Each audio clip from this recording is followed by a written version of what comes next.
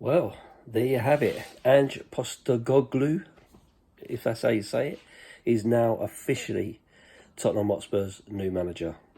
So it don't matter now whether you were, happy about it or not happy about it, or whether you wanted Nagelsmann or whether you wanted Pochettino or whatever you wanted. It don't matter. It's done. So now it's time to move on and see where we go from here. So interesting that everybody was calling out a 2-year contract, and whilst they were calling out a 2-year contract, most people were upset about that and say, well, that's not much of a project, is it, with 2 years with another option? But we see it's 4 years, which is interesting, because I think Pochettino's on like a 2-year contract at Chelsea. So it'd be interesting to see the view of that today, whether people actually are behind that and see that as a bit more of a project. I think it's also interesting that in the announcement, the club have made a lot of effort to put in all his credentials in terms of what he's won, J-League and Asia Cups and all that kind of stuff in Australia and so on, which shows that whilst they may not be super duper highly recognised championships in Europe, they are showing a winning mentality and an opportunity to gain some silverware. So it's interesting to see that they've put that in there. I can understand why they've done that. I think the other thing which was also interesting is it talks about the link between the youth team and the first team, which personally I think is a decent thing.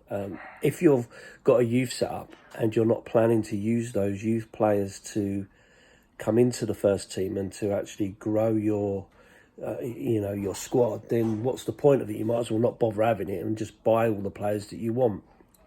And we know that buying players is an expensive old option these days, especially when you've got clubs that are owned by states and mega rich people that can just basically do whatever they want and buy whoever they want.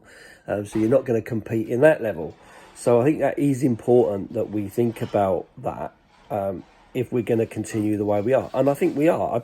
I honestly don't think you're ever going to get to a point where Tottenham will be one of those teams that just buys success. I just can't see it. I can't, certainly not with these owners, unless someone comes in and wants it to be their plaything.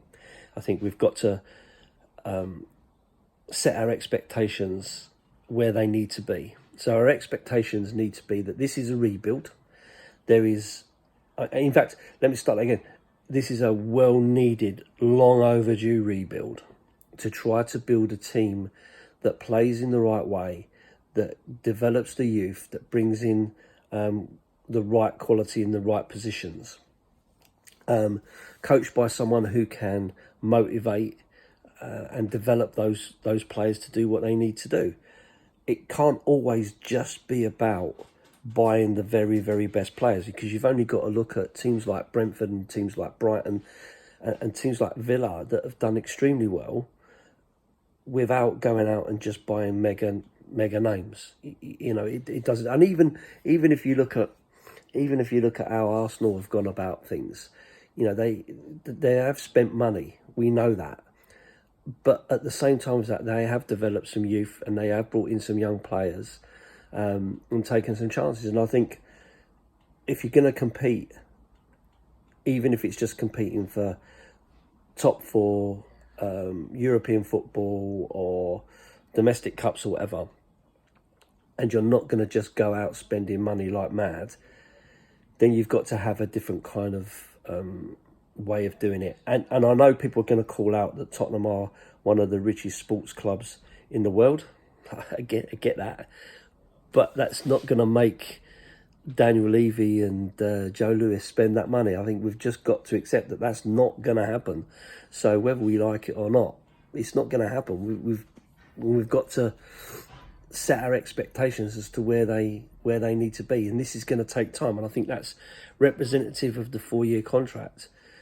it's not going to be an overnight thing. I think they recognise that they've gone down a route that isn't suited to their business model, as in a win now manager that expects spend. And I think they may well have expected to spend money, but not to the extent that's actually required, because I think the squad is a lot worse than they believed. But we have got decent players out on loan, like I say, Gill, even Lo Celso, and players like of this kind of nature, who we've kind of let go, maybe because they're not what that manager wanted, but are they crap players? Some of these are World Cup winners. Some of them have gone on to win cups and trophies, even this season. So it's a mess. And I just think we're going to have to go with it and see what happens. I honestly don't know. I honestly don't know what's going to happen from here. But I think ultimately we're addicted to our club. We're going to support our club regardless. So we might as well get behind the manager and see what he wants to do and believe in the project and see what happens. Absolutely, we've got to call it out if it's not working and not going in the right way. But I honestly don't believe this is another Nuno appointment. I think Nuno was a total mistake, totally not suited to our club at that time.